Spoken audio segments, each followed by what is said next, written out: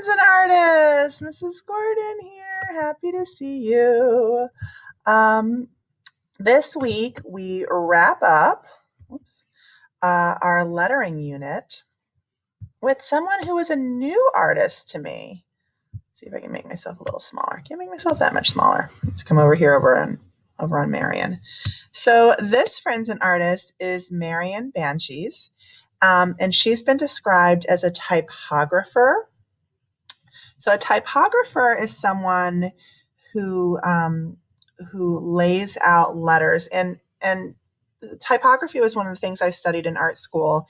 And it's when they used to print newspapers, they would use these blocks that had a raised letter on it, kind of like a typewriter, if you've ever seen an old-timey typewriter. And they would add ink to them, and then you would use a press and position the different letters on the press and roll a piece of paper over it, over the inked up letters to create your art.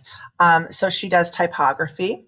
Now when people arrange letters, they don't use as much anymore, the printing press as they used to, but you might arrange letters on a computer program, or you might draw letters in different places. So somebody who arranges letters is a typographer, is a lettering artist.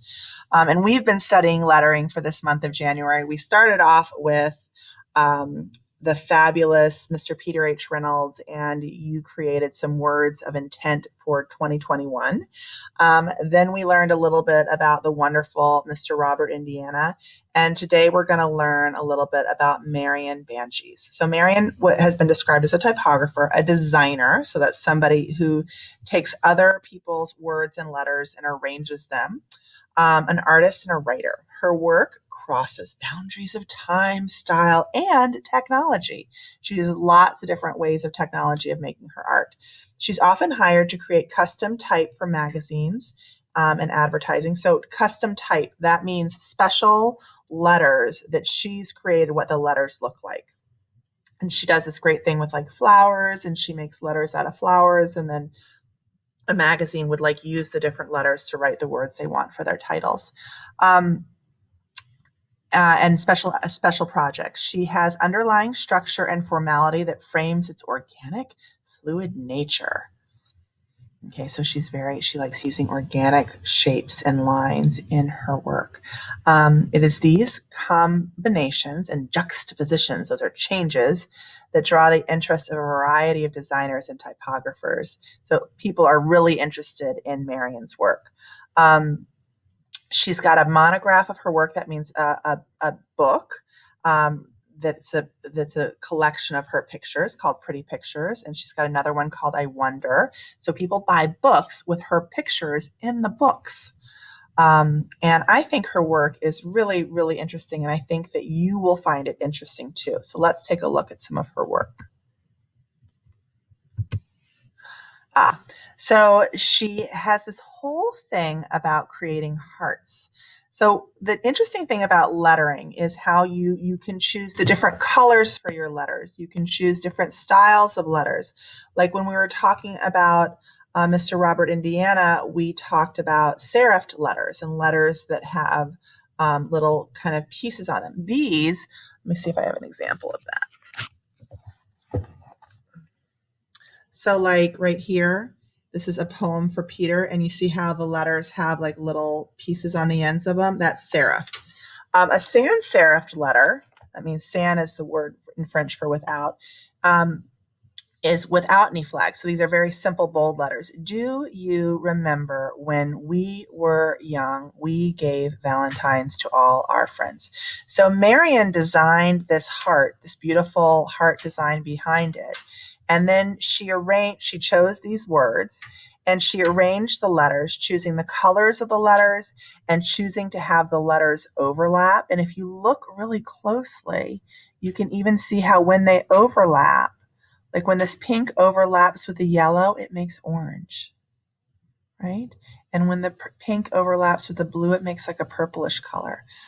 So she chose all of these colors and all of these and how to have the letters overlap to create a certain feel for her work. Very beautiful, this beautiful heart shape with the words that she chose on it. She's also done this cool project for several years, she said, where she creates a Valentine for her friends. So she draws a heart, and this one looks like she stitched them, or maybe she drew them to make them look like it was stitched. And she wrote different people's names either in the heart or outside of the heart. And she drew and created different hearts that look like different things. So this heart right here, she actually turned it into looking like a flower. And this heart kind of looks like a sun.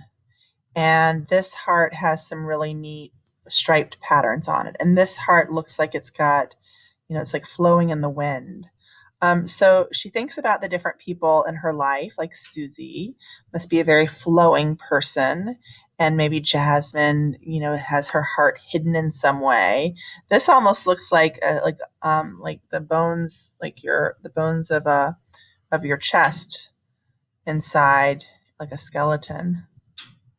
But she just creates these really different, unique hearts. And I think that, so many times a year, we just are having Valentine's Day this month. And whether it's Valentine's Day or not, it's a great opportunity to make something little for somebody and give it to them. So instead of buying your Valentines, you can make your Valentines and draw different hearts for the people. One year, my daughter Lena used fuse beads and created a different heart using the fuse bead panel for each of her artists, or for each of the friends in her class. Different heart with fuse beads. That was fun.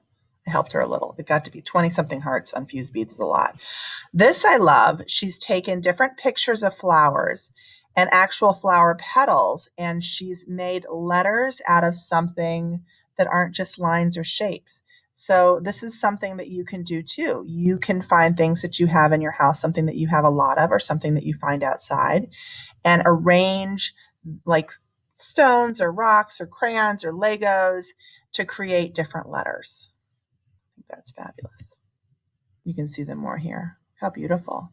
So a company will hire her to make all these arrangements, and then they can use the letters in their work. So I've had so much fun introducing you to Marian Bantjes, and she is an artist who lives and works, makes money from making her art. And I can't wait to make some art inspired by Marian with you. See you soon, friends.